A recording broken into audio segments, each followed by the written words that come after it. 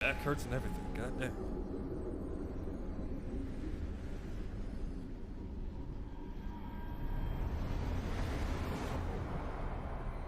State of Unreal. Speaking of that, where the fuck is State of Decay 3 at? If that's in here, I'm gonna be so happy. Because I love State of Decay 2. And putting that shit in an Unreal Engine would be flames.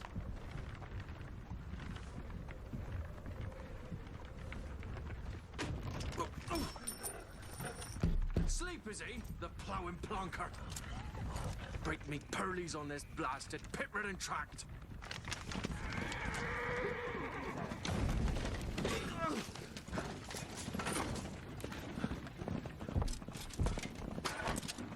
We've veered off dry road. Aye, the devil's after it. Oh, this is definitely The Witcher.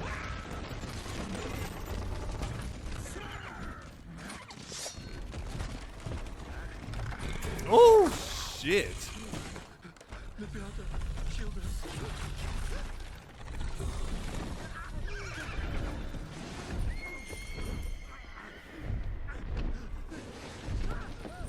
Oh, not the money.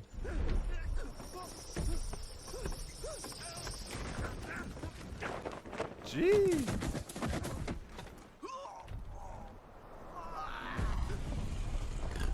Oh, god damn.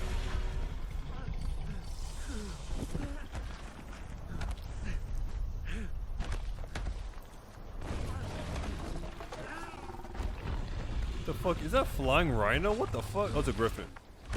I'm about to say. That's an ugly ass griffin.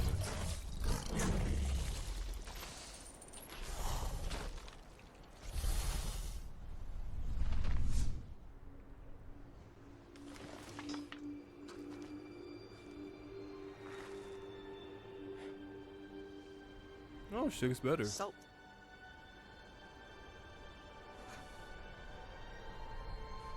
Almost had me fooled, Fruin. She actually looks younger.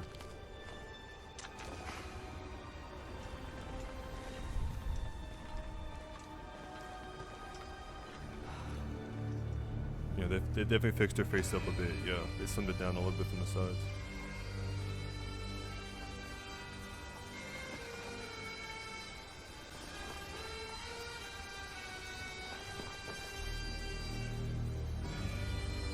Oh, this is the stage. I'm like, where the fuck are we?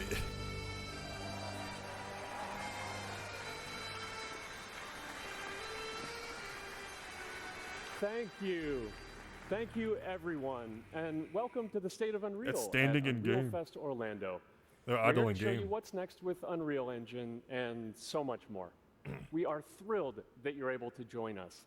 Thank you. But first things first, I'm here with Sebastian and Kitek from CD Projekt Red. We have a lot to talk about. Hey, guys. Hey. Thank you, Wyatt. Thank you, Wyatt, and hello, everyone. With The Witcher 4, we're stepping things up. And to do that, we needed the right partner. One that truly understands that great open-world games are all about art and technology coming together. Yeah, and look, our goals are completely aligned here. And around the launch of UE5, your awesome team at CD Projekt Red announced a collaboration to make open world development in Unreal even better. And it's an opportunity, we just couldn't pass it up. So we've been working on a technical demo together to achieve just that. I think we should take a look at it. You guys ready? Born ready. Kitek is going to play the build for us. Sure, let's do it. Yeah, I knew they were standing in game. Those definitely look like it. This looks is like a Skyrim. technological showcase set in the world of The Witcher 4. What you just saw and are going to see now is running on a standard PlayStation 5 at 60 FPS with ray tracing. Standard PS5. So in the game, you'll be playing as Ciri, a professional monster slayer, a witcher. She explores the I like world the clanging and of the hunts down swords, monsters that's for nice. coin. The region we are in is called Kovir, and you'll get to explore it in a game. Right now, Ciri is investigating the monster, and after gathering new clues, she is heading back. I wonder if you you can like craft Now, Ciri is the investigating. swords and shit. Like, I'd be very surprised if you couldn't.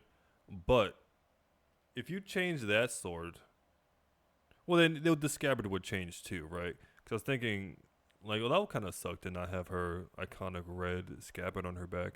But at the same time, I'm sure there'll be like a mastered version of that sword that will also have the red scabbard. So I think it'd be fine. Gating the monster, and after gathering new clues, she is heading back to a nearby village.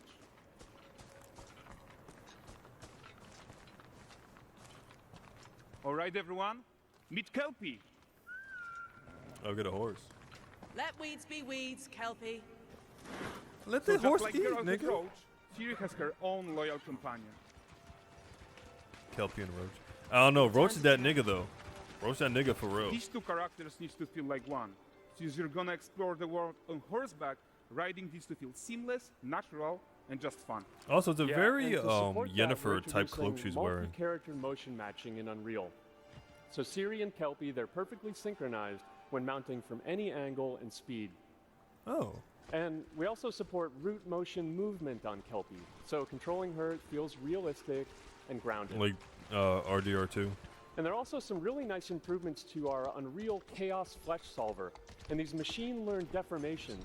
So you've got realistic muscles moving and stretching under Kelpie's skin without compromising the performance there. That's cool.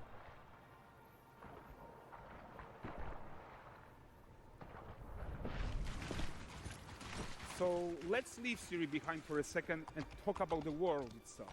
Are the clothes the So same much way? of the Witcher world is natural, organic, especially Kovir with its dense forest and wild nature. Yeah, and wild nature is hard.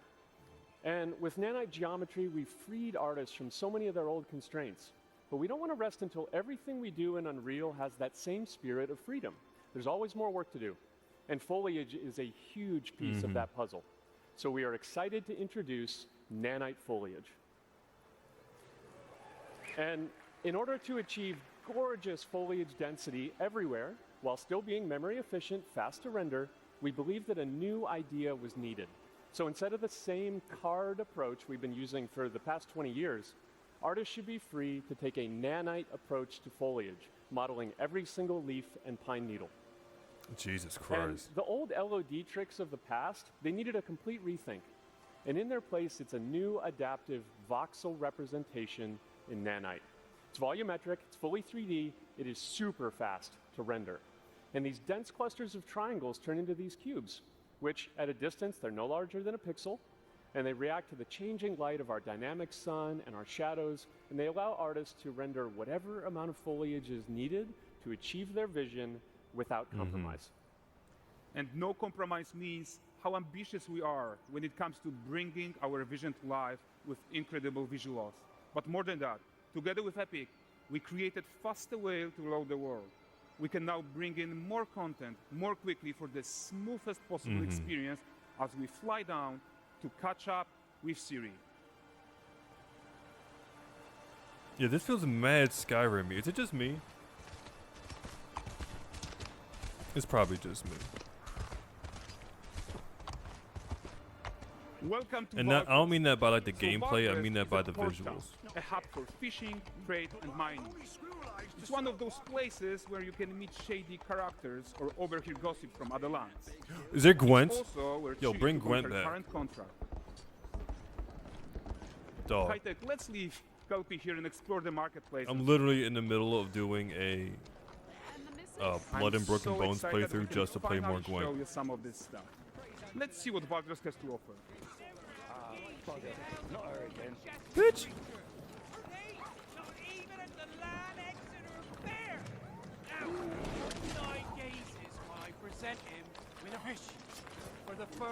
Very Assassin's Creed 2.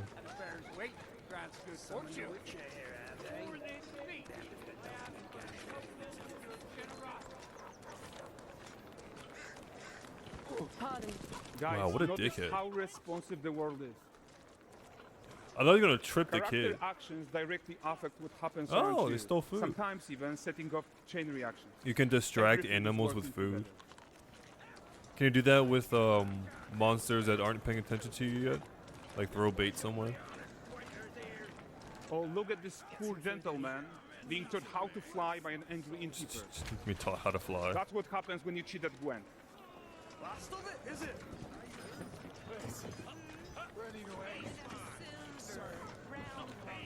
Jingling in the purse.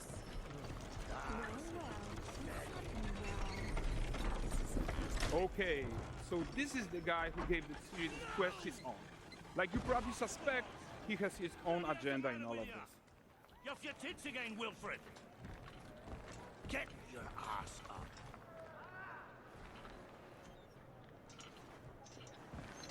A typical day's toil. Who in? Witcheress. One using my wagons. No eternity is taking that damn salt to arrive. I found them. And, well, suffice to say, they'll not reach you. As for the salt, I found not one speck. I presume this comes as no surprise to you. Now. Kavir's smuggling trade is of no concern to me. Shush, shush, shush. The manticore that flattened your cart and devoured your men? Quite the opposite. Now, I don't know if it's because she's not like a full Witcher, or it seems like she's a full Witcher, but she has a very jovialness about her, right?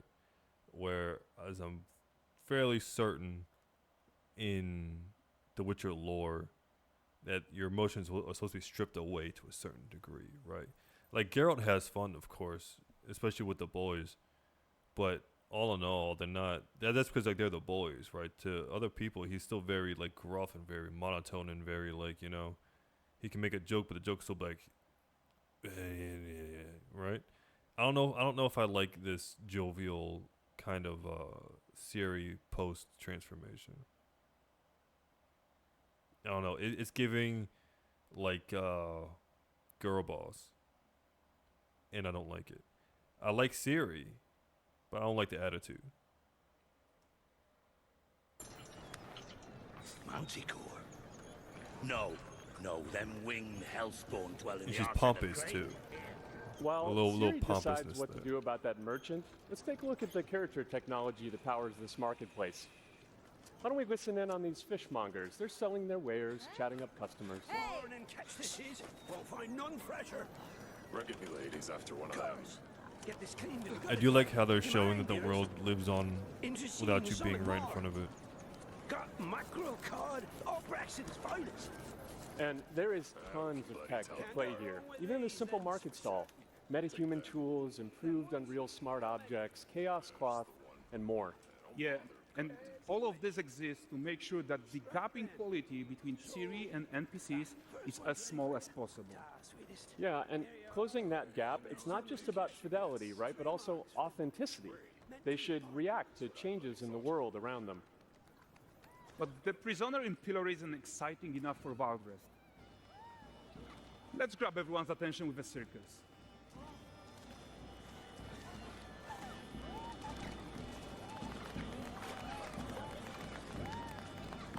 But the great performance deserves a huge crowd though. Let's crank it up.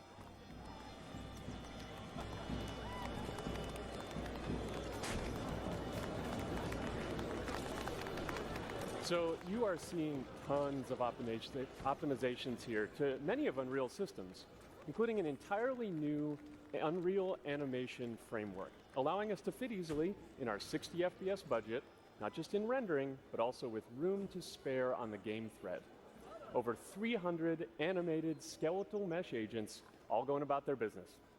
And the whole point is to leave breathing room for developers like you to introduce the gameplay and the systems that your players expect, empowering you to make your worlds come to life without Unreal standing in your way. Show me more monsters. You're right. That's the open world RPG that we're making. It's But beautiful. before we wrap Also up, makes me pretty how about excited one for final check-in with Ciri? Crimson Desert, even though it's not an Unreal. I don't think. I'm still mad excited for Crimson Desert. We are making this game to be the most immersive and ambitious open world Witcher game ever. I would hope so. And we are making this a reality thanks to our work on Unreal with the team at Epic. I think what we are doing together is going to bring in a new generation of open world RPGs and I'm so proud I would of hope what so. we accomplished so far. We are too. I hope they we're put the almost done, second but before we Cyberpunk in go, here's a the same small engine. gift for all Witcher Yo, that's gonna be fucking sick. A first look at La Nexeta. Ooh. Also, these fits better be fire.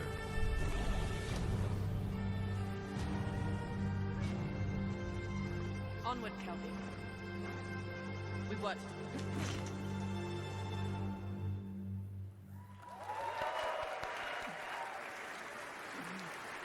Good show. Thanks, guys. Seriously, it looks amazing. And we've also barely scratched the surface of what's coming in Unreal 5.6. So here's Julien to tell you even more. Julianne, you like very a much. Thank you so much. like a slim cut.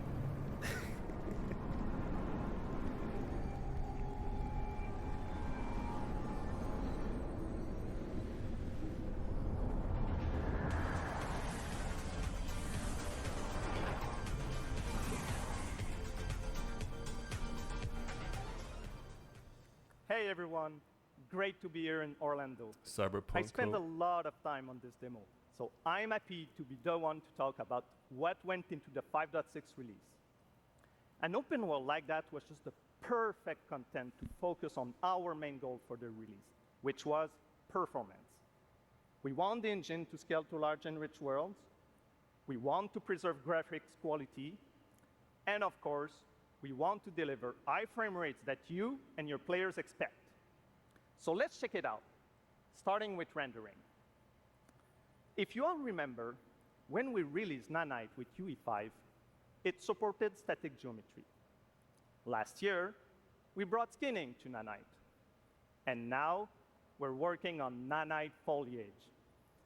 The only way to have a forest that looks as good as this one is to use 3D geometry for all parts of the trees, just like we do for everything else. However, this is a crazy amount of fine geometry, so we had to rethink how trees are created and displayed. To create them, we developed nanite assemblies. These 28 little parts that you see are all that we use to build all the spruces from the forest. They are instanced thousands of times and used like building blocks to assemble trees in different ways. And as you probably noticed with the wind effect, they even support skeletal animation, which runs on the GPU. Thanks to assembly, we greatly reduce the storage, the runtime memory, and the rendering cost. Then, to display an entire forest, the challenge was to preserve fidelity and performance from any distance. Let's check up close the level of detail we're talking about here. Lots of details. But this triangle representation is not the most efficient when far away, due to the amount of overlapping. And that's why we made an adaptive voxel representation. But in reality, you'll never see those voxels this close, since when we move the camera back, they're barely a pixel. Nanite foliage is almost done.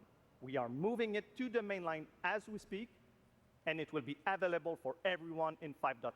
Oh, hell yeah. Another thing I would like to share is that ray tracing and Lumen now run more than twice as fast, with no visual trade-off compared to when UE5 was released. And because of that, we can now hit 60 FPS on consoles. Oh, that's fantastic. And finally, we rewrote the rendering pipeline to run asynchronously so you can increase the richness of your scenes even more. Now let's talk about chaos physics. For chaos cloth, we improve our cloth-to-cloth constraint solution. This removes a lot of collision evaluation when garments are piling up and interacting with each other. Even for complex setup like Series Cape, we hit a sub-millisecond budget on PS5. With Chaos Flesh, we introduce procedural muscle activations to make deformation and motion more natural. Your artist will still have control over tetroid. I need to know if this works with clothes outside of models capes. that run fast in real time.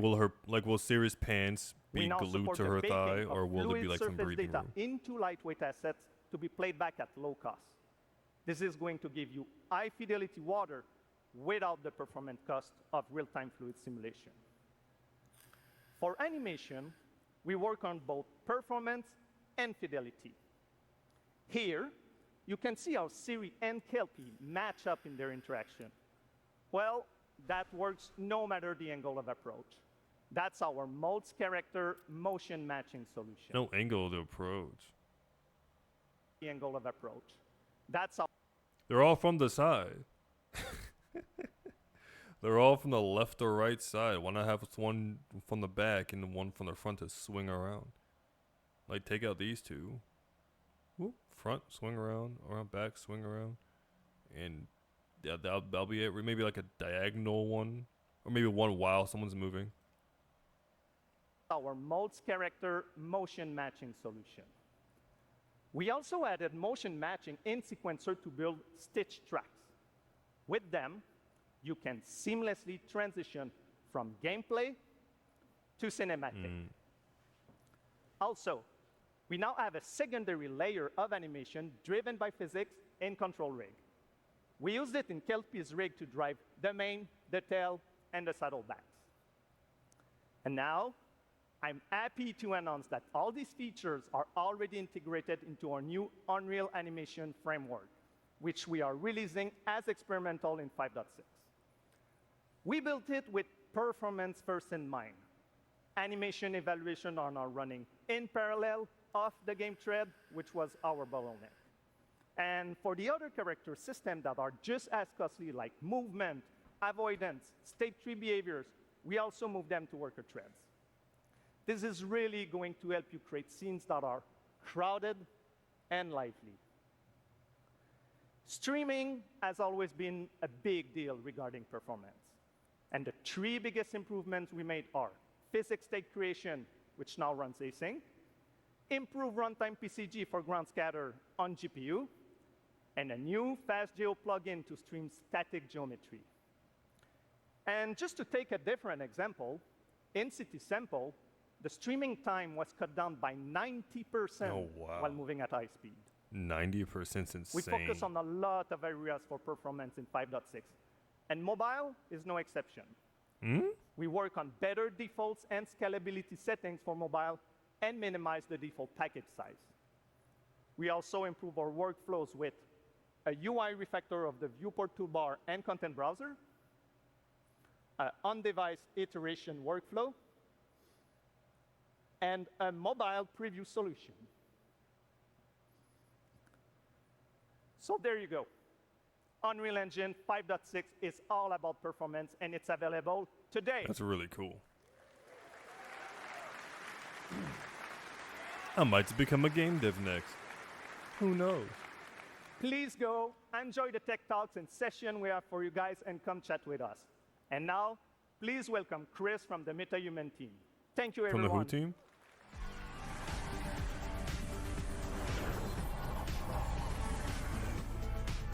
Oh, technology. Thank you, Julian. Metahumans may only be a few years old, but we are seeing them everywhere, powering everything from games and AI agents to film, television, cultural heritage, and more. What you've seen so far is just the beginning. The creativity and innovation coming from the community continues to inspire us. It reminds us why we build these tools in the first place, to make it easier for everyone to tell stories that matter. Now we're entering the next chapter, expanding how you create and animate metahumans with flexible workflows that help you move faster and work smarter. To walk us through some of the biggest features in this release, please welcome filmmaker and virtual production pioneer, Matt Workman.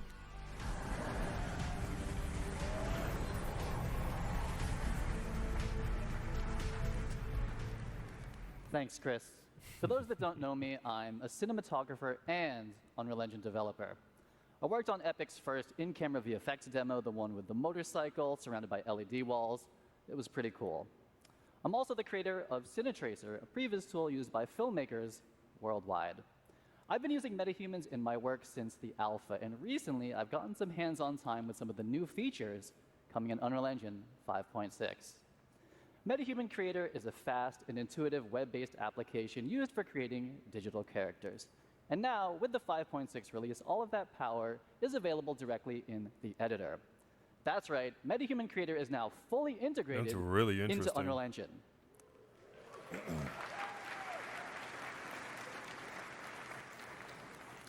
I think it's pretty cool too. Can you use those You can characters create for and work with VTuber metahumans models? directly in your project, keeping everything connected and in context. And with the new character assemblies, metahumans are built locally, making it even easier to integrate them directly into your pipeline. MetaHuman Creator is one of Unreal's first cloud-enhanced tools. It means you work locally, but for heavy lifting, tasks like generating high-quality textures or building our complex face and body rigs, we leverage MetaHuman Cloud services, which deliver high-fidelity results without ever leaving the editor. And in 5.6, local assembly reduces the average MetaHuman export time from 15 to 20 minutes down to 2 or 3. Wow. The team tackled all this while dramatically expanding the core representation model and significantly improving visual fidelity. Basically, you can make even more diverse characters, they all look better, it's frickin' fast, and it is in Unreal Editor on your local machine. And while those are all major improvements, we're just starting to scratch the surface here. Metahumans have always had amazing facial customization, and now Epic is bringing that same level of control and realism to the entire body. In UE 5.6, metahumans get a major upgrade with the new parametric body system, letting you blend between different presets or fine-tune proportions using real-world measurements like height, I need that in a inseam, game like shoulder width, and even DD2 muscle mass. And here's the best part. or GTA As the body 6. changes, so does the clothing. The new Unreal Outfit asset automatically adapts garments to the character's body, all in real time, no matter the proportions. As someone who's built these kind of assets before, I can tell you this used to mean manually creating and managing every body variation. The new system does give you the I guess it flexibility answers my to create question of different whether or not sizes, it's and glued if to you the do, character. it will pick the closest match and fit that to the character for you. It makes building a wide array of production-ready characters faster and a whole lot more scalable. Yeah, I'm super excited to see what people do with the new outfit system. And that actually brings us to our next announcement. Starting today, metahumans and their accessories are available on Fab, Epic's one-stop shop for digital assets. This is the new MetaHuman channel on Fab, and there's already some great artists and studios sharing and selling content there.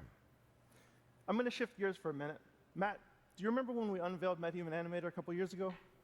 Of course. I consider myself MetaHuman's #1 fan, and I'm also guilty for being eternally online. So, of course, I saw that demo, and of course, absolutely loved it. Some of my industry friends, they thought it was sorcery. We went So I from feel like you really capture can to use final this results for, in a couple minutes, and it made high-quality facial animation for accessible VTubers. to everyone. Well, today It we seems are like something taking it that to they the wanna next fuck level around with. a focus on real-time animation. We scoured the galaxy to find the best talent to demo these tools, and I think Matt has found just the right character for the job. Now, I could be wrong, but I think I cooked here. This guy is a true professional, tons of experience, and he's even going to be joining us via live telecast from space, outer space. Let's go ahead and connect.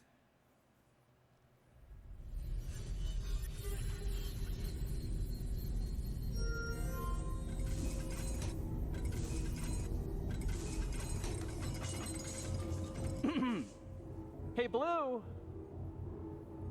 Dude, Matt, this is amazing. I'm making nachos in my nuclear-powered air fryer. Anyway, I was about to munch on this before the keynote. What's up? What's up is that this is the keynote. We're live streaming to UnrealFest right now. Dude, you're live. Oh yeah, look at that. You people in your time zones. Hey, Chatterbox, can you turn it down? Like way, way down. I'm Yeah, about to do a VTuber keynote. stuff, like I said. Yo, so what's up, Unreal friends? So get this, for the first time ever, you're seeing me live in real time. This isn't pre-recorded, it's not baked. You're seeing everything as it's happening. Woo! VTubers are gonna go crazy with that. Oh my god. And it's all thanks to MetaHuman Animator. Just check out my alter ego, Corey. He's down there on stage with you guys, and as you can see, our movements are mirrored within milliseconds. Even the smallest expressions are beautifully articulated. Yeah. And look, he's not even wearing a helmet or a suit. I'm telling you, the possibilities are getting crazy. Now I can live chat with fans, take my stand-up act on the road. Yeah, there's gonna be perform some Macbeth. crazy shit coming Okay, from maybe this. not Macbeth. But the real truth is, the power of live performance is in all the happy accidents. Honestly, most of my best stuff happens when things go, you know, a little sideways. Yeah, sideways is the way to say Nuclear it. core instability detected. Oh my god, and the fucking VR chat people. Case in Oh, point, trusting my beautiful nachos to a This is gonna get DIY real sad real nuclear-powered air fast. fryer. Hey, Corey, come on out here.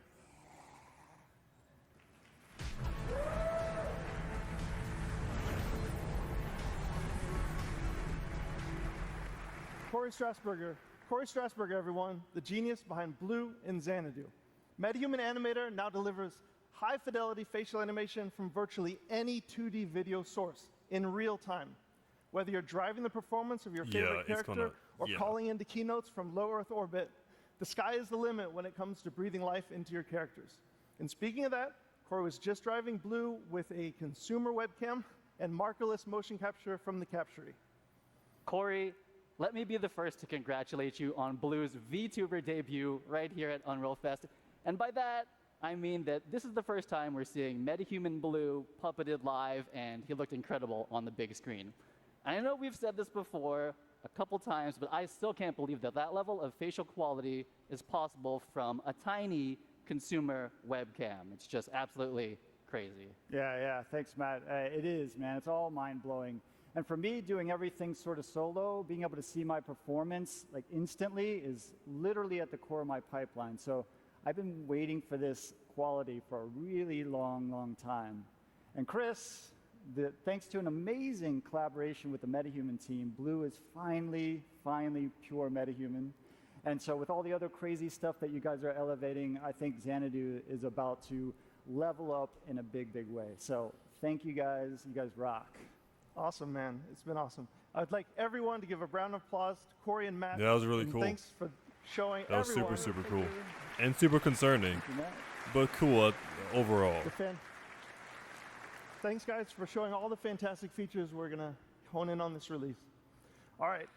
We're going to end big with a few updates about metahumans and how they fit into the broader creative ecosystem. First up, today we're releasing 2 advanced toolchains to everyone, MetaHuman Expression Editor and Groom Tools. The Expression Editor lets experienced riggers fine-tune a character's expressions and expression combinations, whether matching scans or creating something completely custom, like a nacho-eating space alien. And our new Groom Tools simplify one of the hardest parts of character creation, high-fidelity hairstyles, making the process more intuitive, faster, and streamlining export directly to Unreal Engine. We've built these tools for our own teams to solve real production challenges, and now we're opening them up to the entire community. Next, we know you want support from MetaHumans in your favorite content creation tools, so we're working with partners to make sure that DNA and RigLogic work wherever you do. And we have saved the biggest announcement for last. We have updated the Unreal Engine license to include metahumans. You can use them everywhere, in every engine, in any creative software. Go make amazing characters and help define the future of digital humans. Yeah, it's just gonna get wild. I might get myself one eventually. If you're curious to learn more, join our UnrealFest sessions, swing by our booth, or check out metahuman.com to get hands-on with everything you've just seen, and thank you.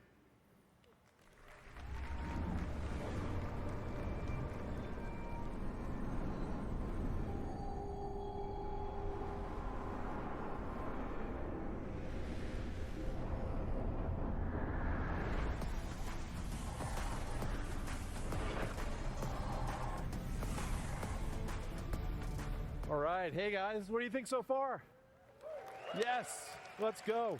We've got a lot more in store for you this morning and over the days ahead. We've got an absolute room full of rock stars here today from different industries making everything Unreal. We've got AAA game developers, indie developers, Fortnite creators, filmmakers, car designers, architects, fashion designers. I could go on. You're all here to connect, share, and learn. And learn you shall. We've got over 150 tech talks and dozens of hands-on labs covering all of Epic's developer tools and services. And many of these sessions are going to be led by our growing community of instructors, educators, and service partners. And I want to thank all of you who are giving so much back to this incredible community. Now let's talk about a few more exciting updates from across the Epic ecosystem, starting with RealityScan. In the coming weeks, we'll launch RealityScan 2.0, which will unify the desktop and mobile versions under one banner. Now, CD Projekt Red put RealityScan 2.0 to the test, using it to capture natural objects in high fidelity for the Witcher 4 tech demo that you just saw. Complex rock and tree scans involve data sets that were previously really, really tough to process. But with 2.0, it will achieve better mesh accuracy with fewer manual steps. And you'll be able to get your hands on RealityScan 2.0 later this month. We're also seeing more and more developers and art studios using RealityScan to bring Megascan's quality content to Fab. Just take a look at this absolutely incredible Paris environment from Scans Factory, which launches today on Fab, featuring over 1,000 assets that are available for use in UE5, UEFN, and even Unity. The Quixel team has also been cooking up an amazing lineup of thousands of new Megascan assets that will start releasing on Fab later this month. And this summer, we'll be launching Fab natively in the Epic Games Launcher. Our goal with this is to bring you Quixel Bridge functionality that makes it easier for you to access your content and integrate it into your workflows. This will include one-click exports to DCCs, starting with UE5, Blender, Maya, and Cinema 4D. And we'll do more from there. We've also set ourselves up to support batch actions to download and export content. Back in April, we announced that Loci, a leading computer vision and AI company, joined Epic. We're working quickly to bring Loci's technology to Fab, which will improve our tagging accuracy, enable semantic search, and improve our IP moderation capabilities to ensure that our artists' work is protected. All right, we've shown you what's coming from our side. Now it's time to spotlight some of the incredible projects from across industries that are putting Unreal to the test. Woo! Games.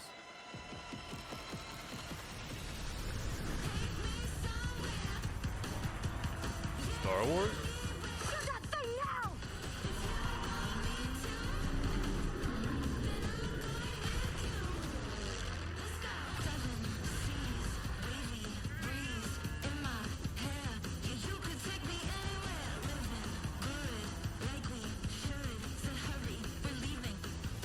We sure cause a lot of explosion. Does Unreal Engine 5.6 have like a cringe filter that we can just like remove from all these games? There have been noise complaints. I guess not. Our fight is not over. I didn't know that Metal Gear was gonna be an Unreal. What's up, Tyree? How you doing, bro? You guys just raised the bar year over year. This year, one of our major goals is to make animating linear content in-engine awesome.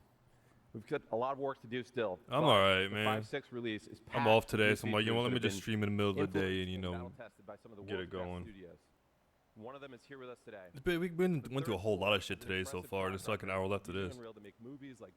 After that, I'm going to take a break. I might stream again later if something else pops out, but here to tell you about their next incredible Jesus production Christ, it's been a long day already. Co-director of the new Predator movie, Josh Wasson.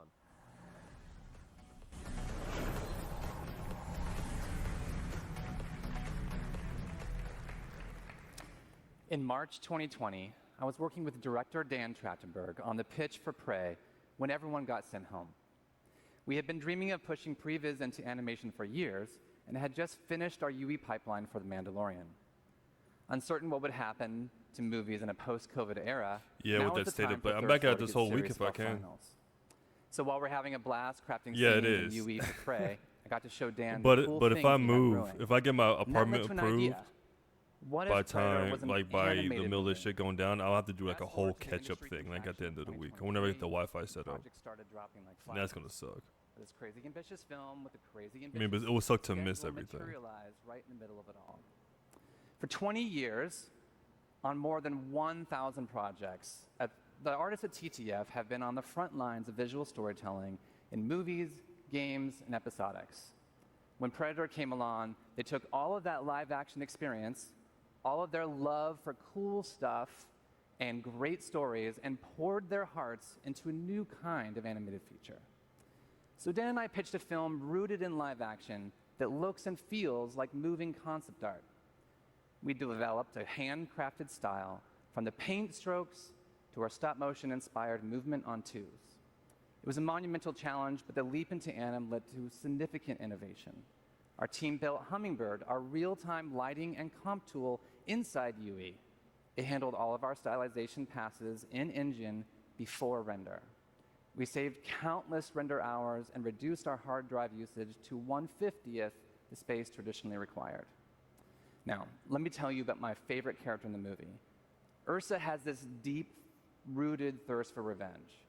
She learns that the man responsible is in this throne room in this huge fortress. So Dan had this idea, what if we did an entire battle in one shot? What if we kept the camera focused on her goal? And what if Ursa fought them all by herself?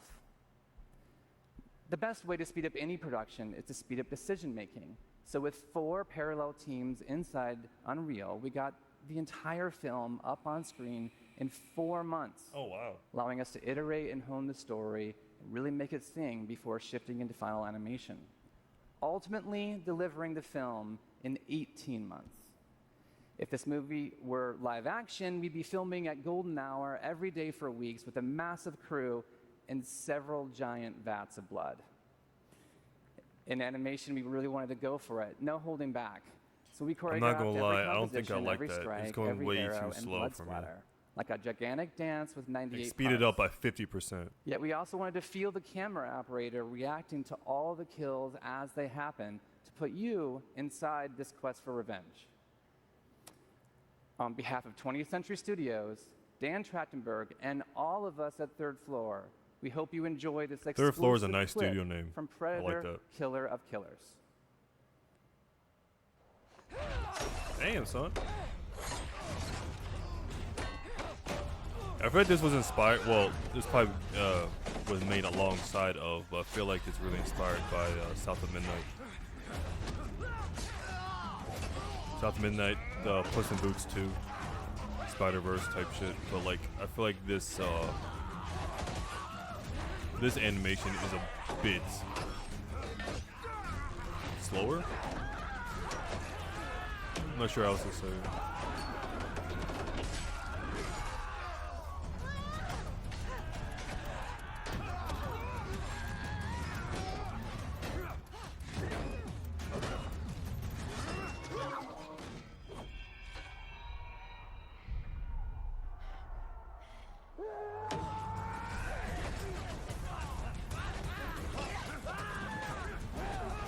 I swear though, if I was an artist, listen, I'd make the sickest movie of all time.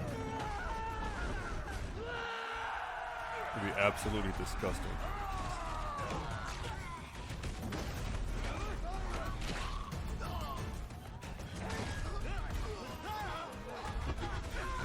He just straight up missed.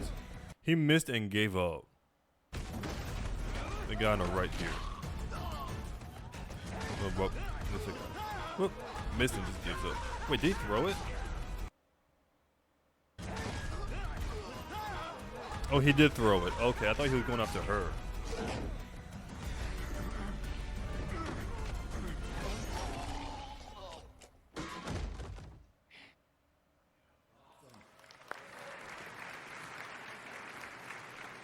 It's the Predator movie we've always wanted, and it's prevised, assembled, lit, rendered, and composited all in Unreal.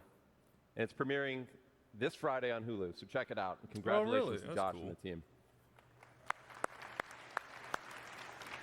There are so many incredible games that we could highlight today.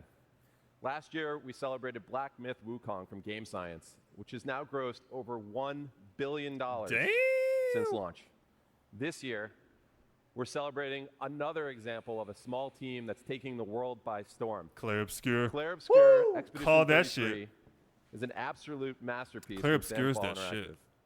I just In haven't an beaten it eerie yet. case of numerical I went to get serendipity, to play games again to Expedition beat it. 33 sold over So I can stream that shit. 3.3 million units in its first 33 days. Mm-hmm. It started with an epic mega grant, and it's now a serious contender for Game It of really the Year. is. It's like the Let's hear only from contender for Sandfall's Game of the Year. co-founder, I'm not Tom going to hold Guillemot. you. Bonjour UnrealFest', I am Tom Guillermin, co-founder and technical director at Sunfall Interactive, the studio behind Clair Obscur, I think Expedition 3. they might try to It's an honor put to be able to share a few words with you today. When Stalker we began 2 the up there development of as a Expedition nom. 33 back I don't in think. No, 2020, I think Clair 2 is Unreal going was to win. starting to open up new possibilities for Pretty smaller fucking teams easy like peasy. ours to create games in realistic 3D, with mega scans and later the release of Unreal 5 that came with Lumen, Dog, Night, and that joint Metahuman, beautiful, ain't it? which all transformed how we create 3D scenes and characters. As a This small game team, is so good. Like the gameplay is really good. The fucking just the story is solid. The dialogue can get cringy towards like the middle section, but like fuck it, right? Oh, the overall package is really good. And I don't think I'm even halfway through yet. the story and the characters. I'll fucking buy this for the queen if she wants to fucking play it, because she should really play it. It'd be good for her and the channel. Element empowering our small team to create our dream game. And I would like to thank all the people that contributed to the engine, both Epic for the amazing software they have created, but also the community for all the plugin, tutorials, assets, and resources that you can find online to get started. Also, Luna's It is best this girl. whole ecosystem Luna's best that girl, allowed easy. the project to grow organically, from my friend Guillaume booting up the Unreal Engine for the first time in 2019, creating a small project named Sandfall, to 6 years later, the release of Expedition 33 with that very same new project file.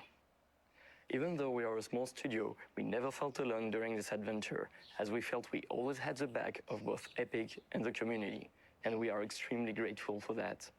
We really hope we will keep seeing more and more amazing games and They really started experiences off that made game with the Unreal fucking in the feels upcoming too, years. didn't they? And on the behalf of everybody at Sandfall, we wish you a great Unreal Fest, and we're looking forward to meeting you all in the future. Tomorrow comes. Demain viendra. You should say we continue. Thanks, That's the Tom. line. We continue. Congrats to you and the team. When one of We're us so happy falls, for you we guys. continue. Not if, when. Now, this year we're seeing more and more momentum with mobile devs who are capitalizing on the increasing player demand for high-performance and immersive mobile games. One team that's leading the way in UE5 mobile development is Infold Games, whose gorgeous game Infinity Nikki offers a unique blend of fashion and adventure. Please welcome Zhixuan Ding to the stage to tell you more. Zhixuan Ding. That's a fun name to say. Zhixuan Ding. I like that. Hi everyone. First, I want to thank our friend at Epic for inviting me here today. As you can probably tell, I'm a little nervous being on stage in English. I really couldn't tell. But I was even more nervous when I first joined Infodo Games to create Infinity Nikki, our most ambitious Julie. project yet. Holy Genshin Impact, Let me Batman. share our story with you. Our journey began in 2012 with just 4 people. Here are the game's release before starting Infinity Nikki in 2021. And we still Mr. update Love all of Queen's them today. Choice. This was What in the mobile-only goddamn? games focused- Nikki UP to you, addressing story. Nikki UP to you, World Traveler, Love Nikki, Mr. Lovin', Queen's Choice, Shining Nikki. Listen, man. this Nikki character better be the shit, or like, I'm never trusting you again. And we still update all of them today. These were mobile-only games focused on dress-up and interactive story gameplay. We could have stayed comfortably in that space, but we didn't want to. We want to create a life beyond amazing. That means crafting new experience no one has ever imagined. That means pushing far beyond current generation technology.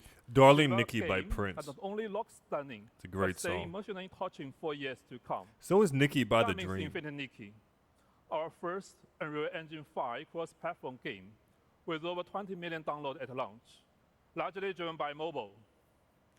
We began ideating during the pandemic.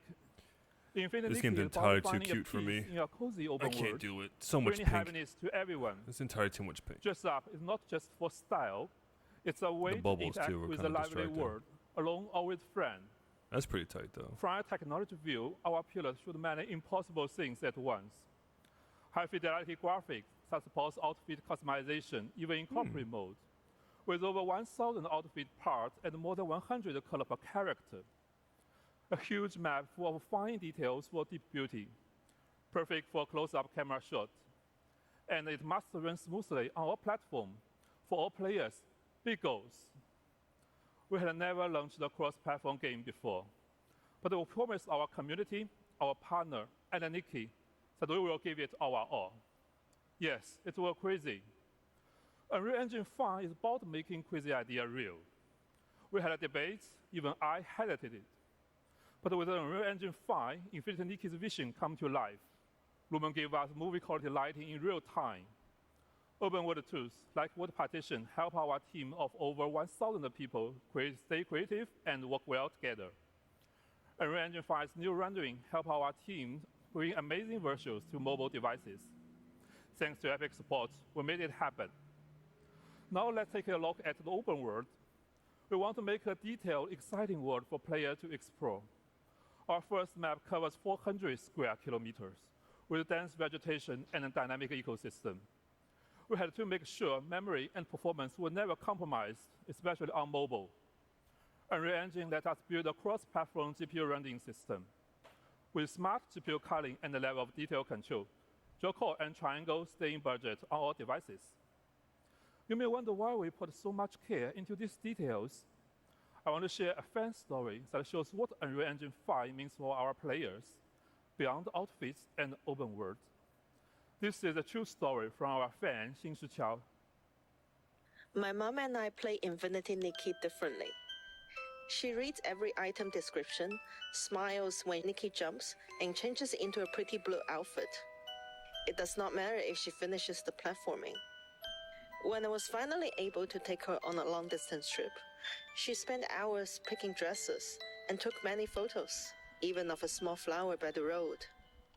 Now I understand. My mom loves every small moment. We play Infinity Nikki in different ways, but we love each other the same. That's cute. We hope you enjoy this story. We hope you find the omen of the world's beauty in Infinity Nikki, the coziest open world game for OV1. Thank you for your time and have an amazing UnrealFest. I'm very curious as to know Thanks, how Joshua. popular those games Wow, are. what a beautiful world they've created. I mean, he made All right, fucking 4 of there's them or one 5 of more them. amazing So you gotta be UE5 some kind of game that you've got popular, to right? check out, and it's coming to the Epic Game Store. Please welcome Ken Kim, CEO of Netmarble Monster, to the stage.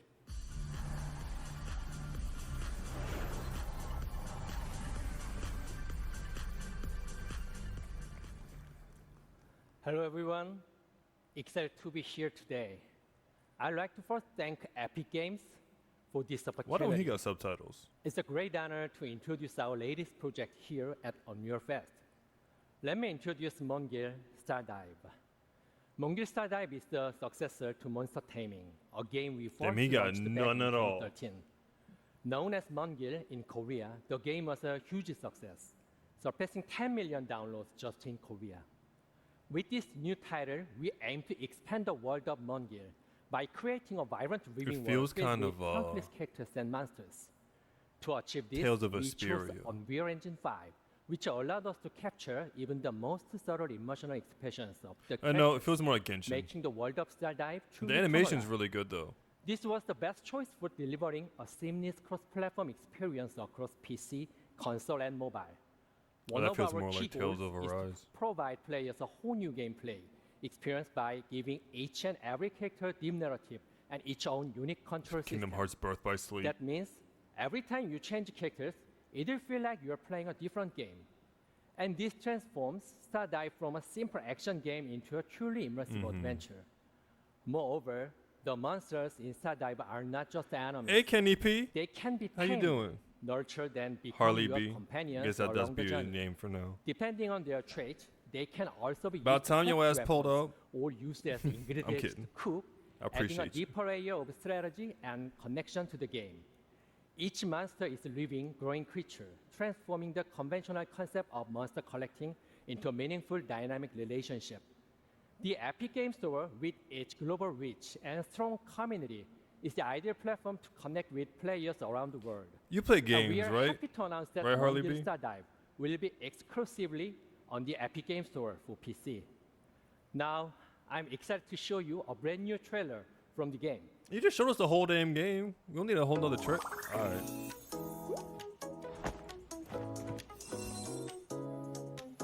Oh, it's too cute. Too cute. The cringe is unreal. Yeah.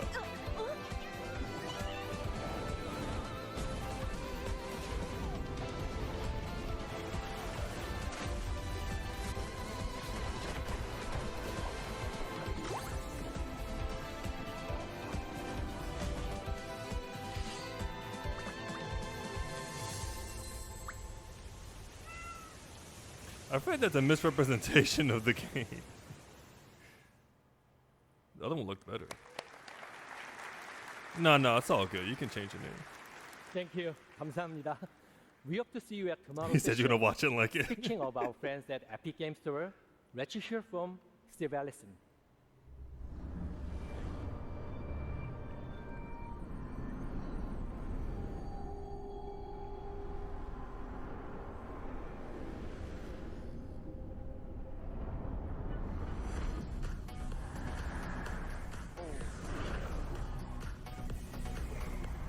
Hey, what's up, everybody? Thanks, Ken. It's exciting to see Netmarble Monster bringing Mongil Stardive to the Epic Games Store exclusively at launch on PC and taking advantage of our Epic First Run program to keep 100% of the first 6 months of net revenue. As you know, our industry is living through significant headwinds right now, and the Epic Games Store offers all developers a toolkit for maximum financial success that starts with our 8812 rev share and just gets better from there. Now on Epic, our back catalog program, like Epic First Run, allows you to keep 100% of net revenue for the first 6 months on back catalog titles that you bring to the Epic Games Store.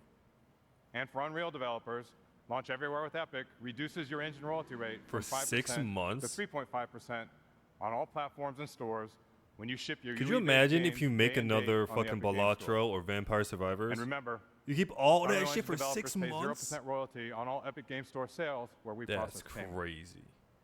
Additionally, you also have the Give option me, to you use gotta any go. in-app purchase payment After this, solution we'll you watch want, that. and when you do, you keep 100% of that IAP revenue.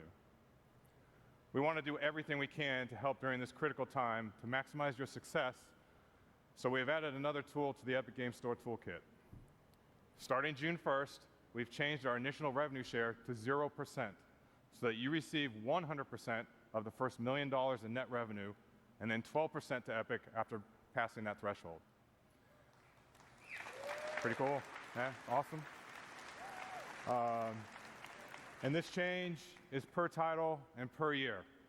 So this applies to new titles and back catalog releases, and all existing and future Epic Games Store partners and their titles on both PC and mobile benefit from this change immediately. And so life to date, we paid our developer and publishing partners over $2.1 billion, and we're just getting started. I'm really fucking up so let's this talk a little chat bit about right what's now. next. So even after years of building the store on PC, we know there's still a ton of work to be done to deliver a world-class experience for our over 70 million monthly active users. And in the coming months, we'll be rolling out long overdue features on PC that will move us closer to that vision. Download Manager 2.0 was released just a few weeks ago, and preloading is coming finally in September. Gifting is targeting a release in time for the holidays so that you can gift games to your friends. And I our love revamped gifting games. social is rolling out this year, and we'll connect our PC and I mobile remember players one time I together got gifted, with game-independent voice RE8. chat, text chat, and parties, along with robust game invites for third-party Ooh. games. And this will be the building block for several innovative social features with game-independent voice chat, text chat, and parties, along with robust game invites for third-party games. Why can't And this will be the building Nintendo do block that for several with their fucking innovative Switch social too? features on the store that will follow. We're also putting great focus on ongoing launcher improvements that will make the store feel great to use. And of course, delivering a great player experience means meeting players wherever they are, which is why mobile remains a key focus for us. We've already seen sounds strong mad momentum tired. on mobile with over 40 million installs to date, and we're pushing hard to hit 70 million by the end of the year. The Epic Games Store is available globally on Android, and we are continuing to expand our global like that footprint too. on iOS. Today, I it's love sales. available on iOS in the Game European Pass Union, has sales all the time, too. with upcoming launches in Brazil, the So does UK, Steam. and Japan, Steam has as sales new all the laws in time. those countries come into effect. In Q1, We launched with a free curated games. selection of third-party titles. I don't know. You and know what? As of I don't today, know they're if all- I don't know if Xbox still does the whole games with gold thing, because I used to have that. I used to love those games. Games with gold. for 70 games live on the Epic Game Store mobile, with more being added regularly. This deliberate, phased approach ensures a high-quality experience as we gear up to open the store to self-publishing in the near future. God damn it. In March, to accelerate installs and to keep players coming back week after week, we brought our weekly free games There's this program to fucking mobile. like. So each week, The mobile stream manager got an update, and I can't scroll down the goddamn chat without it pressing a goddamn directly button. through the app on both Android and iOS, celebrating the best of premium mobile and partnering with developers on content packs for free-to-play games. Our focus is getting the Epic Game Store mobile to 1.0. This is defined by two major new additions to the store, and the first of which is rolling out very soon. We're launching Epic Web Shops in July. Developers will be able to come into our tools and easily set up a shop for in-app purchases for mobile and PC games. And through Epic Web Shops, you can leverage our industry-best rev share and offer players a better deal with bonus offers. And as an extra benefit, all players spending on Epic Web Shops also accrues Epic rewards on all purchases. These shops will live on the web so that you can steer your players to them. And we're democratizing web shops by making them super easy to set up and available to all developers. And second, we'll be launching mobile self-publishing tools in Q4 and opening up the store to all mobile developers to set up and distribute your games. Well, that's it for me today. If you want to learn more about our plans for the Epic Game Store, join us today at 3:45. I need more Vampire Survivors And now, games on Hannah Lowry will join mobile us to with share this what's new fucking in the Fortnite ecosystem. engine. Thank you. Yeah, he's already done with life. He's like, I gotta get back to Share work. what's new in the Fortnite ecosystem. Thank you. Bye. I gotta go.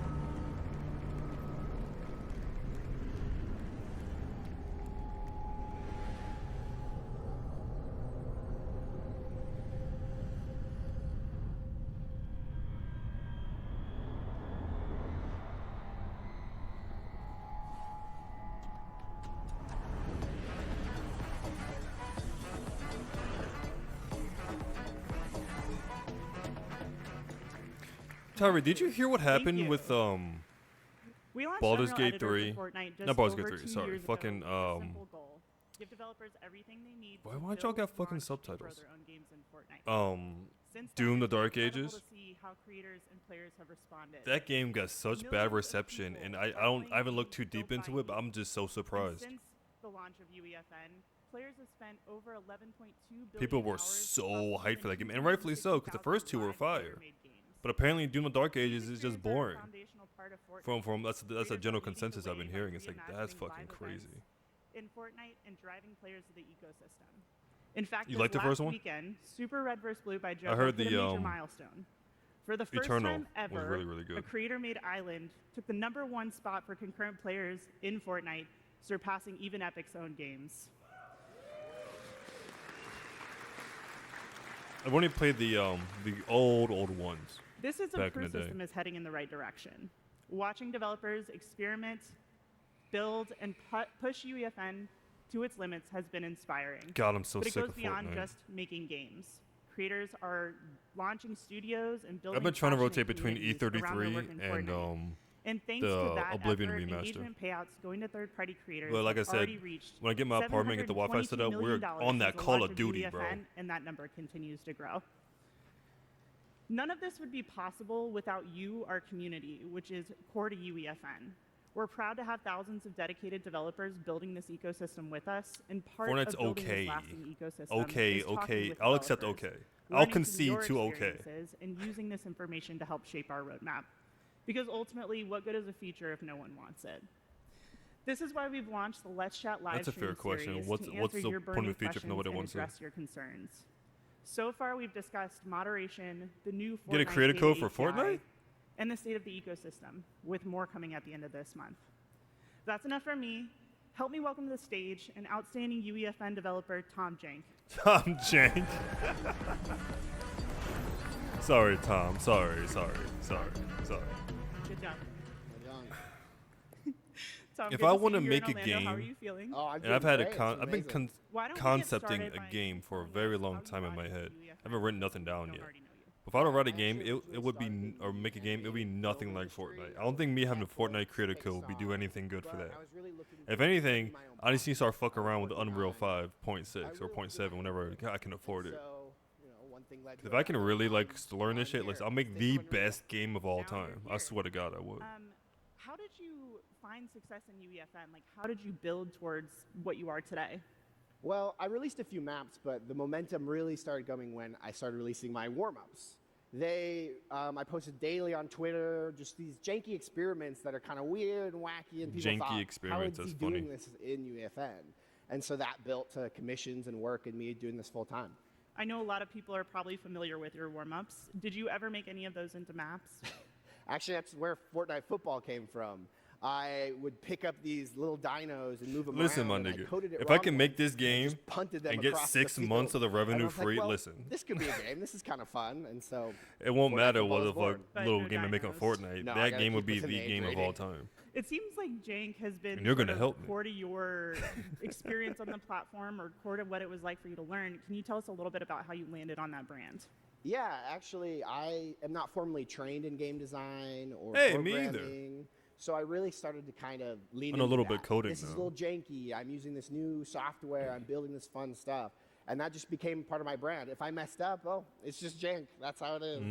And so Interesting you approach. can hear more about it in my session upcoming later this week, Tom Jenks UFN Survival Guide. I love the name. It's a great name. Thank you so much for joining us up here. I mean, haven't really for us, coded it's really since good to hear that regardless of Coursera the like experience 3 you years had ago. coming to this ecosystem, But once I you get were started still with that able to shit, sort like of that's like coding. build That's like and it's like make a name database for coding. yourself here. That's really But what still, we're looking for. it can be We applied have a with couple sourcing things and on shit. the roadmap to hopefully But make still. your experience in the ecosystem a little bit smoother. So here to tell us more about what's coming next in UEFN is Sax Pearson. Listen, I don't know how to say goodbye either. Next in UEFN is Sax But a Pearson. lot of these niggas just fucking go. He didn't look at the camera or the crowd at all, and she didn't really. He's like, nope, let's go. Boop.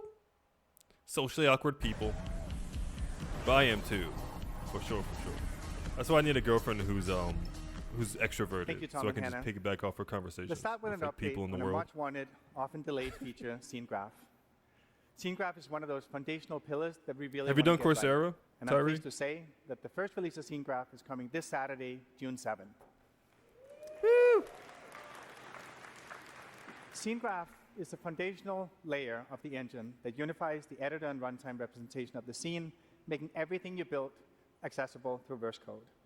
In the editor, Scene Graph enables rapid construction of rich, detailed environments by organizing entities into a clear hierarchical view.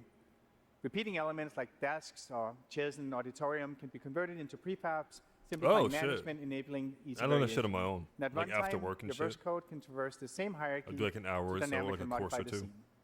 So whether it's moving a platform, adjusting a light, changing a weapon's ammo count, everything is done I in haven't Scene finished it though. I'm like on like the last section Scene that Graph worlds are was built not able to on afford it after that. robust modular system engineered from the ground up to be the foundation of UE and Right, UEFN going forward. Do you use your So coding, this year, your we're fucking shipping more tools like coding custom skills items, at the skill-based matchmaking, new I was social gonna say systems like Sam's Bubble Club, Chat to Costco. bring players together. But before we get into roadmaps, I want to share an update on something we talked about last year. We intended to ship the first season of Fortnite Battle Royale, built with UEFN in version 2025. Since then, plans have changed a bit, and we're not going to be able to meet that target. Right now, we're tracking to 2026. But today, UEFN is an integral part of development for Reload, Ballistic, and other internal projects, but we still haven't hit a few key milestones to support a full Battle Royale season. So for the rest of 2025, we're going to be focused on closing those gaps while continuing to ship new UEFN features for you. A big focus of working on making it easier for players to find amazing games you've built. The release of off-platform features like deep linking, enabling you to market your game on social media, link players directly to your island inside Fortnite. And in-game retention tools. How much Favorite do you know? Creator gives you more ways than ever 'Cause to build and engage communities I'm gonna directly let this nigga inside talk. Fortnite. So far, Because creators as far as I have understand already it, surpassed 1 million favorites in games since launching the feature last year. And this you not you only can gives get a players to fucking discover and play their favorite corp games, job but it's with also a great opportunity for creators to self-taught grow the audience and their business. coding, or through Coursera coding. But even with the certificates, you still need like a good portfolio. So like I'll maybe, depending on what you want to do with it, try to get some freelance work, try to get like that portfolio starting to get going. Because without that, no one's gonna take you seriously, unfortunately. Into every dynamic factor that makes a game successful. And the Fortnite Data API is a key part of that vision. 2 years ago, we made the CTU of every Fortnite island visible in-game. Gave creators a clearer view. I would love a dono. I need to customize the rest of my shit. I only have followers and subscribers things. Subscribe. I don't have like donations or raids or anything like that for the pop-ups. Have shown the value of transparent Fortnite data. Also, I can't wait to get fucking TTS to work. We released the That'd first be version nice. of Fortnite Data API 1 week ago, giving creators access to essential metrics like acquisition, engagement, and retention for all Epic-made islands. And starting on June 9th, that same level of insight will extend to all islands in Fortnite. You can use the API to build your own dashboard. You know or what, reference though? Existing tools and websites to better understand performance. In Giving you the opportunity to find. You played Halo, right? Like Halo 3 and Halo Reach. Did you do the Forge maps, the Forge shit in those games? I spent so much time in the fucking Forge. And I was really excited when they brought it back in Infinite, but I can't use it as well in Infinite as I can in 3 and 4 because it's far more complicated. But I would just build random maps for hours, days even, work on the same thing. And they'll even generate verse code from simple prompts. Please welcome Heather Storm. Damn, 3 or 4 more semesters? Jesus Christ. Yeah, no, that's definitely where I got my creative side started for sure. And I took that shit to Minecraft. I build like cities. Well, none of them are finished, but I build cities. I build like arenas and shit, like really real big structures, just for the fuck of it, really. Then when I'm bored, I'll just stop building on it and make a new one. The Epic Developer Assistant to help us out. Now, don't want to subject you to my typing skills, so we're gonna copy and paste the prompt directly into the assistant. Oh my god. Hey assistant, I need some verse code that will randomly spawn 5 creative props in the map. I've added some extra context here, such as how the spawn radius and how far apart the prop should spawn, just to make sure that this will work in our existing game. We'll also make the props respawn every 10 seconds to make it a more challenging experience for our players and me. Finally, we'll name our verse file and the editable variable, prop to spawn. So while the assistant generates a response, you can see it may provide relevant documentation to your request. The assistant is powered by GPT-4.1 and is fine-tuned using our, like Epic's own verse code licensed from creators who signed up to help, and all of our current documentation. And once the assistant has generated the code, it'll test if the code can compile. If it can't, it has a second self-repair step to correct the code. It looks like it's generated. It tells us how to use it, and then we have the code. God, that takes me back. Good. Holy shit. Let's go into VS Code. And Coding is like fucking word math. Gee, I can't even begin to explain this. These variables and shit. I wish I could see the top of it, but I can't. Okay, it looks good. Let's go into VS Code and paste it directly into our file. Now, I already started this code earlier today to make it a little easier for us to do this live. So let's delete everything that's there and replace it with what we just generated from the assistant. I see it. We'll save, and then we'll press the build button in the top right-hand corner, and it built The successfully. worst thing about fucking coding is how small the goddamn text All is. right, but we're not done yet. Now let's go into UEFN and make sure that the random prop spawner verse device is set to spawn the correct prop, our custom prop banana. All right, that's all good. Let's push verse changes. And finally go in to live edit. When this loads, we'll be able to test that our random spawner code works, making sure that our bananas spawn randomly and that every 10 seconds they move. We gotta collect 3.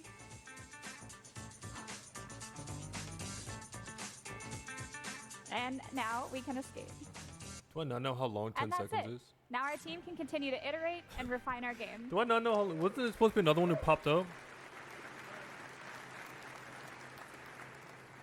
This is just a quick, simple example of how Oh, yeah, Epic facts, for Developer sure. Assistant can streamline creator workflows. It and worked for eventually me it'll be exactly directly the same way integrated with into the editor. map building and You shit. can try it for yourself right now on the Epic Developer Community site. The little It's assistance in is beta definitely and would it's live definitely be today. helpful. Thank you, Heather. I could probably do a whole game by myself. I probably should do start with something small, like a All this Vampire is all part Survivors of a bigger or mission like to give a creators something more power and of the flexibility sort. to bring your creative vision to life. Another example of this is how we've redefined what's 'Cause possible. I love with Vampire deep IP Survivors integration. style games. We've been collaborating with the leaders in film, television, music, and sports since Fortnite's earliest days. It started with a few iconic outfits in Battle Royale and has evolved into entire seasons shaped around cultural experiences Yeah, that it players did. love. We wanted every creator to be a part of that adventure, so last year we kicked off a movement that started just that. We worked with brands so creators can build with world-class IP.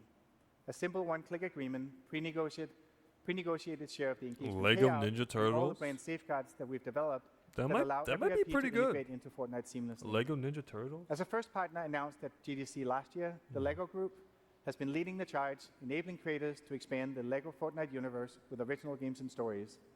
And on June 17th, they're unlocking a highly requested Lego games feature, are fucking the legendary LEGO too. Brick Like Editor. legendary It launches with 50 Lego Star classic Wars bricks, games are 42 fucking colors, fantastic. giving I creators love the all power of to them. build I have the LEGO collection brick by brick of the in new ones Fortnite even. for the very first time.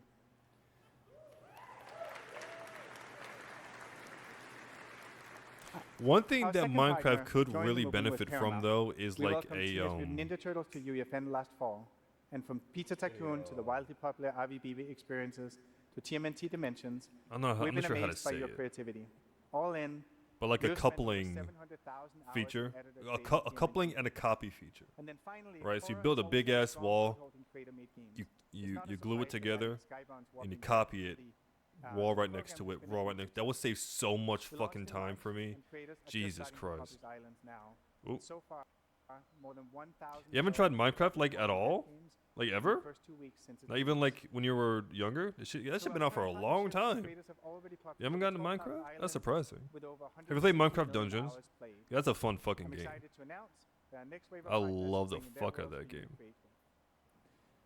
Later this month, Squid Game will be coming to UEFN, and creators will be able to build their very own twist on the world's most intense I would say it's a lot more fun Our if you're gonna play partner Netflix survival, is play placing with environment people. assets, But if you're gonna be NPCs, and new creative, game play by systems yourself like because the there's fucking disguised trolls spies out there, in the bro. hands of I creators can't tell you so how they many can be their times very I'll be own building game something masters. and some rando With joins the tools, goddamn we'll game and launch on blows June up my shit. 27th, I'm time like, for the series motherfucker. finale of Squid Game, and creators will be able to Yeah, publish the islands you definitely later this should. summer.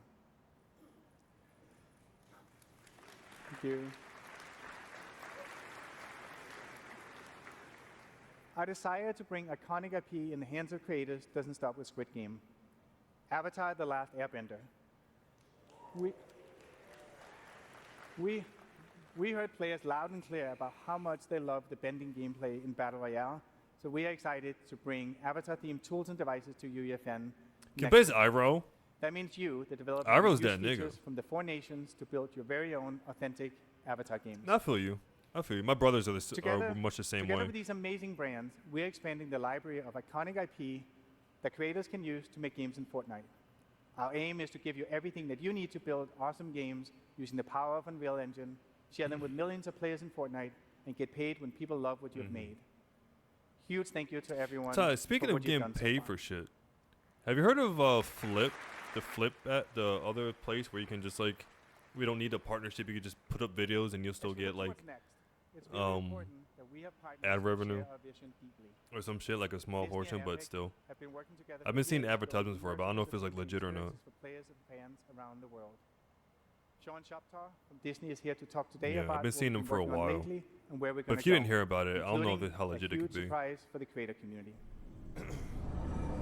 Also, I don't think I got anything for that Factor sponsorship. Let's have to look at that.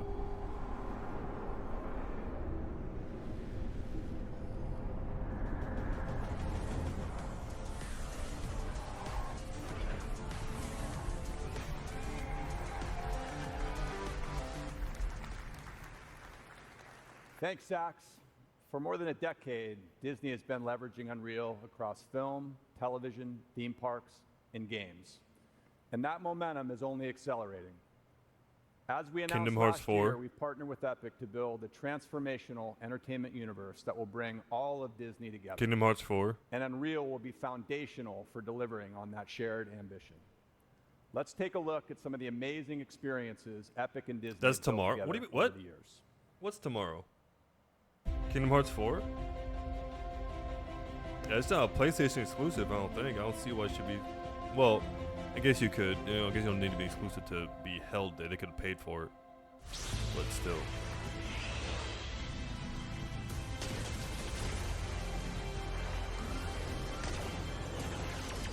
You know what? They probably would because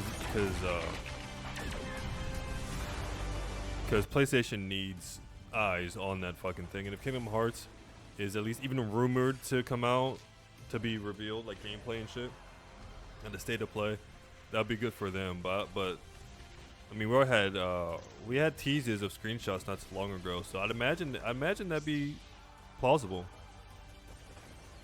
I heard the RE9 rumors as well. But all I saw was fan art of like Leon and someone else. Or what looked like fan art. That was like mock-up of what a cover could be, or a poster.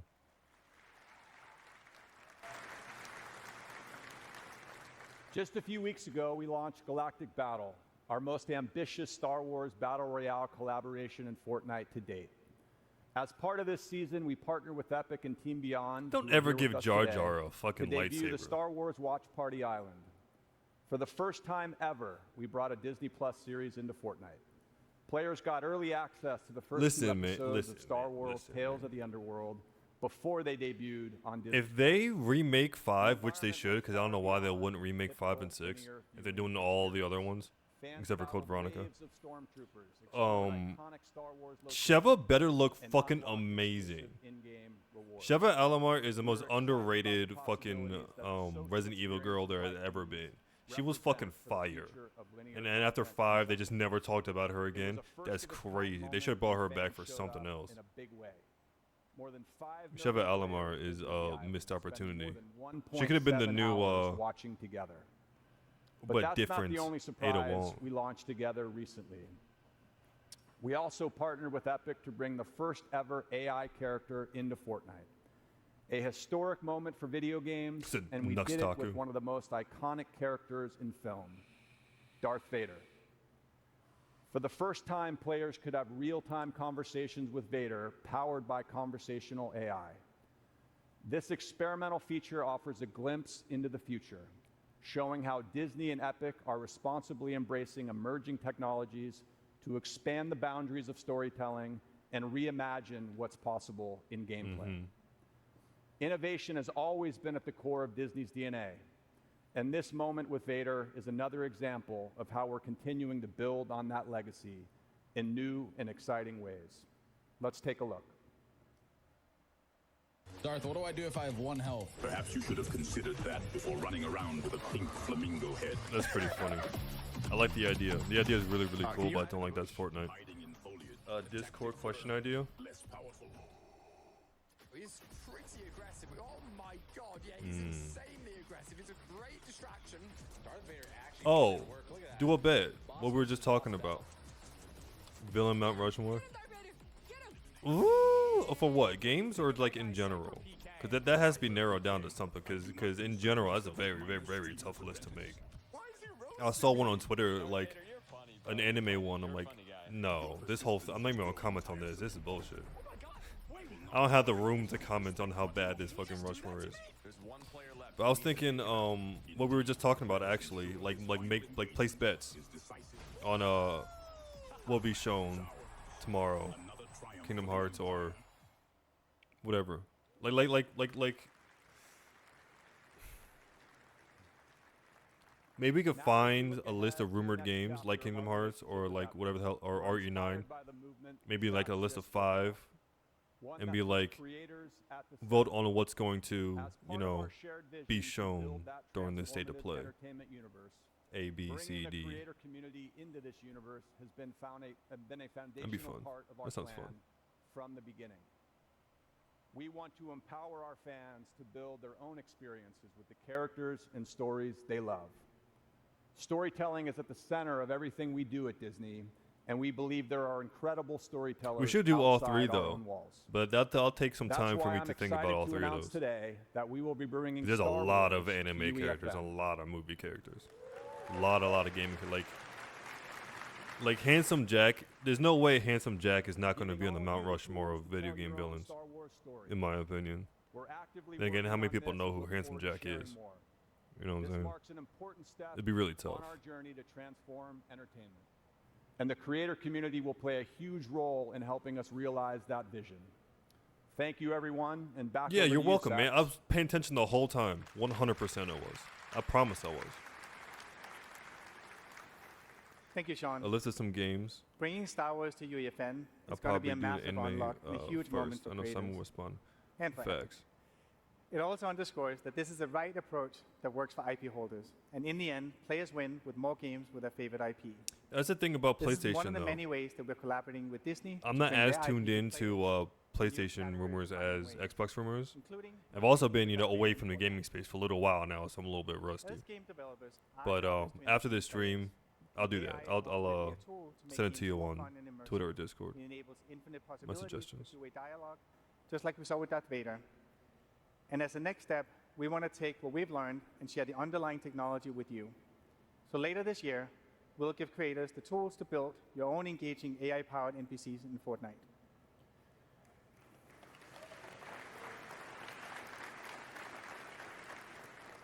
And we're taking it a step further.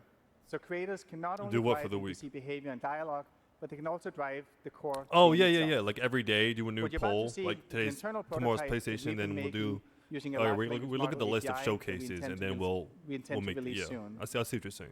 We I see put what you're together a saying. demo to show how the feature can be used to enable emergent, reactive gameplay for creators and deeper experiences for players. It's a live demo running in a live environment driven by an LLM that so far has not given us a single Gears of- run-through they that should- felt ooh. the same. And the magic lies in the degree Gears of War surprise and E-Day should be variability at the that you can showcase for expect when sure. integrating AI at a deep level into your game. And importantly, you, I'd be as the disappointed game if it's maker, not. can still maintain tight control of the story and gameplay outcomes. You can try these tools in action on the show floor, but first, let me walk you through what we're about to demo. I've got Andrew Ruffini, Andrew Grant here, who's going to drive the demo. I wish I could drive a demo.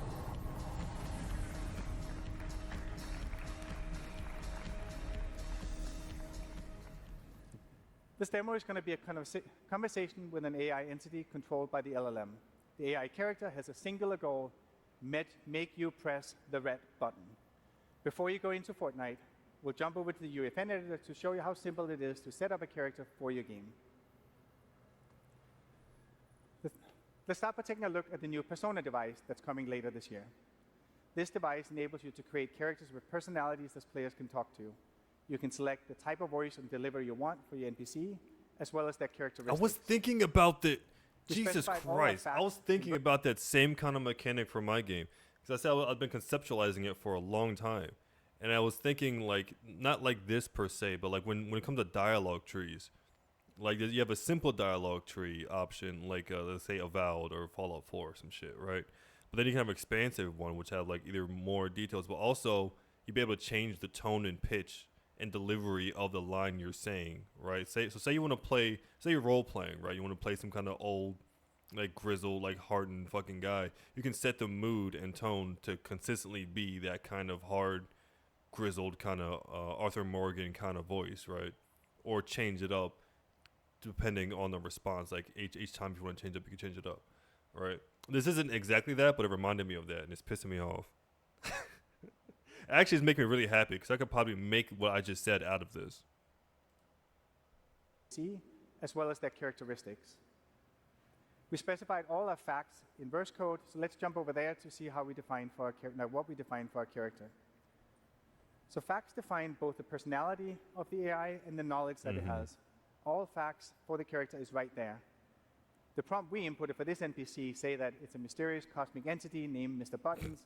Its ultimate goal is to guide me to press the glowing red button with comedic finesse. Like the code alien provides from the AI with facts Assassination about the contents of the Classroom. world and guidance of how it should interact With with that the player. fucking bear from About 20 Danganronpa. lines of text in total. The Verse API enables us to adapt facts in runtime and to receive structured responses, allowing the AI to directly affect game state. All right, let's jump over to Fortnite and see how this all comes together. And remember, like the AI insistently, the only sole purpose is to get the player to press the glowing red button. Is it a Gladys voice? Take it away into an intro. Please press the button. What are you doing? I can't do a Gladys voice, but you know what I'm saying. Hello. Oh. I am Mr. Buttons, purveyor of cosmic curiosities. You should have went with the insatiable Gladys voice. conversationalist. What brings you to this spectacular catwalk, my friend? Perhaps a yearning for the unknown.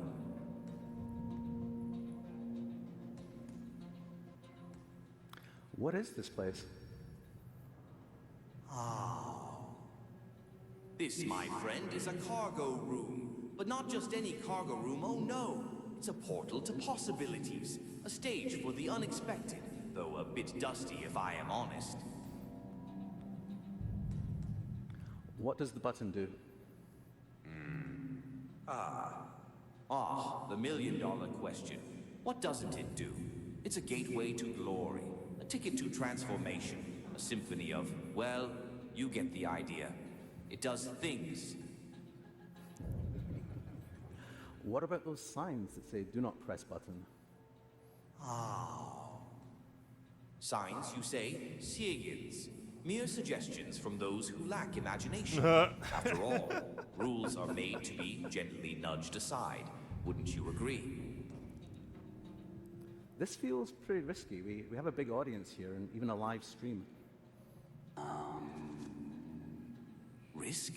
My dear friend, where is your sense of adventure? Think of the views, the followers. Besides, a little danger spices things up, don't you think? Why be normal? Why be normal? No, we're so gonna I can get out fucking of this. survive.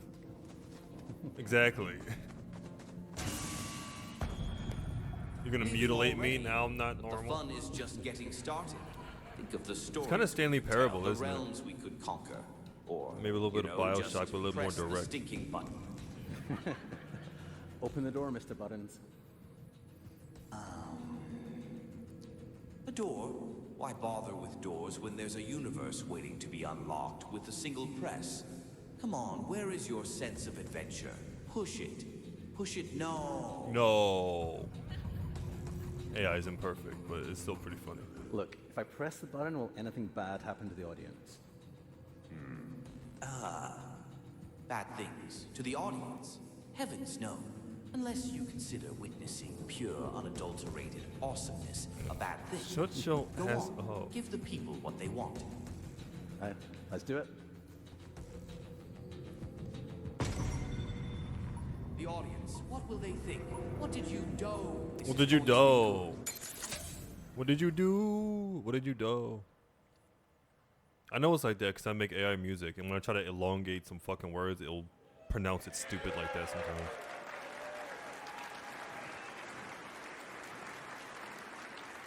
Although, if you were to use that for, in the middle of a game, right? Like there's a game with an overarching story and narrative and all that shit, and things that kind of have to hit the beat to have the story progress in the way that the writers want the story to progress.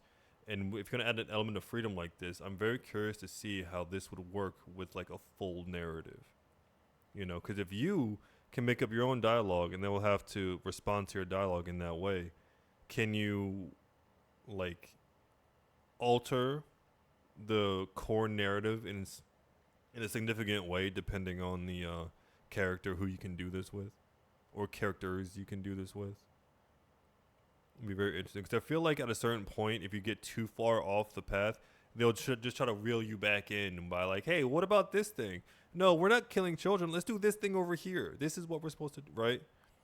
I don't know. It's interesting. I want to see how it works out. Well, they pressed the AI button, and it might have been a bad idea, but like in truth, there's no unpressing that button. I don't think there's anybody on this whole stage. Well, actually, no, there's maybe two people on this whole stage that weren't socially awkward. This dude is like trying. It feels like he's trying. He's braver than me because I have no talent for public speech. But Jesus Christ, you can just feel the nerves in his fucking vocal cords. It might have been a bad idea, but like in truth, there's no unpressing that No, I'm button. pressing that button. Was it funny, guys? It was funny. So you know, I at did Epic like we've that. been thinking a lot about what this future of AI means for us and for the whole industry. And when the world's on fire, we like to back up and remember our aims as game developers. It's to make fun games. And AI can help us with this. And so we've come to see AI as an opportunity to have a multiplying force on human creatives. You know what about that, though? The spotlight is not helping at all. I would definitely need my sunglasses to have any sort of self-confidence on stage with one spotlight in a dark-ass room. Listen. But, or be significantly high. Not significantly, sufficiently. Give like a shot of something and maybe I can do it. But, AI used in video games in certain ways is obviously really good. Like what we just saw, that's really, really cool shit. At the same time, there's been a replacement of voice actors, at least over in China, or at the very least with Hoyoverse. I don't know what other studios have been implementing AI voice actors instead of using like real people, but I feel like that's gonna be a problem for a while. People are gonna be complaining about that for a long time when they get replaced. And I feel like the people will get replaced when they start like acting crazy again. Like say Rachel Zegler was a voice actress. If she would start saying the shit she was saying, she would get replaced by AI. But you can't replace AI Rachel Zegler in a movie like that, right? I feel like eventually we'll get there to replace whole ass people. But for right now, it's voice actors are really kind of feeling the first wave of the negatives or the perceived negative side of using AI in video games. And the ability for a small team of indie developers to create characters with personality and infinite dialogue is a superpower. No, I haven't. The power to accelerate code development and Was it 3D good? content development of all sorts is going to make game developer better and more accessible for everybody. And right now, we've never seen a time like this in my lifetime. The world is changing ridiculously fast. And the good news is the industry is changing fast too, and in particular, it's opening up. Last year, the European Commission opened up iOS to competing app stores. We launched the Epic Games Store on Android worldwide and on iOS in the European Union. And that Matrix demo very recently, the United States Court opened up iOS to competing payment services this year. This enabled Fortnite to return to iPhone here in the United States.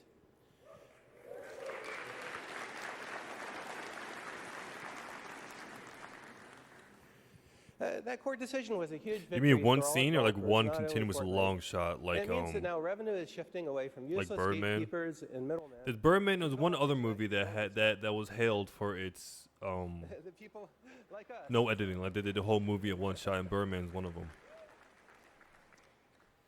And this trend towards open platforms is spreading around the world. This year, later, Fortnite will be returning to iOS in Brazil, United Kingdom, and Japan. And we'll keep fighting for Fortnite and for developers' freedom until all apps are free worldwide. I feel you.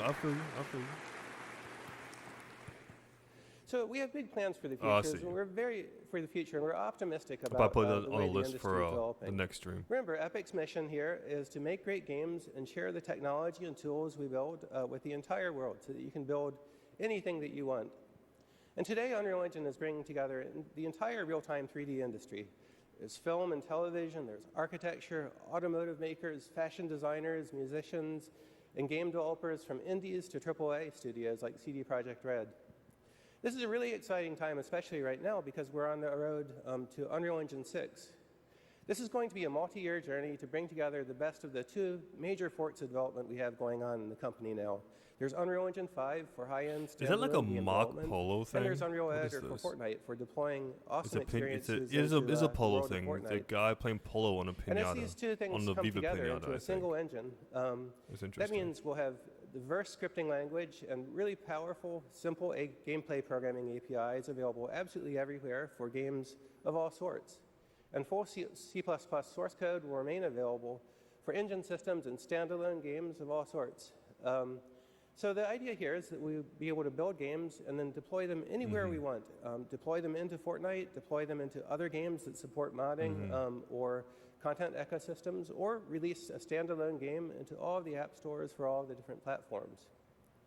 And not just that, we also see a larger opportunity, as foreshadowed by our Disney partnership, for all developers to connect our games together into an open economy as peers. And some call this idea we're aiming for the metaverse, and others simply see it as gaming and all other forms of media done better with more opportunity for everyone. Well, better subjective, but now the great and thing apparently is, less opportunity for us, voice the people in actors. this room who will build this together.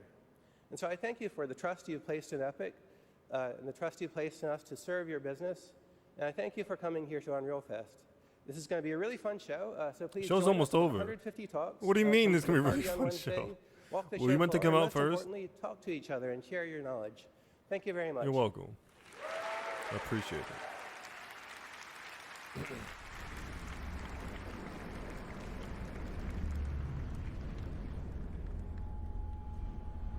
This is a dope stage, though.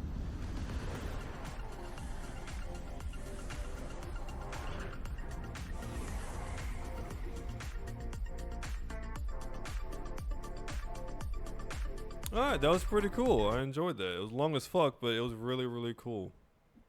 For all the shit they're doing with that. And I really can't wait for the more games to come out. I don't know when, I forget when The Witcher 4 is going to come out, but maybe I'll be able to get a PC by then.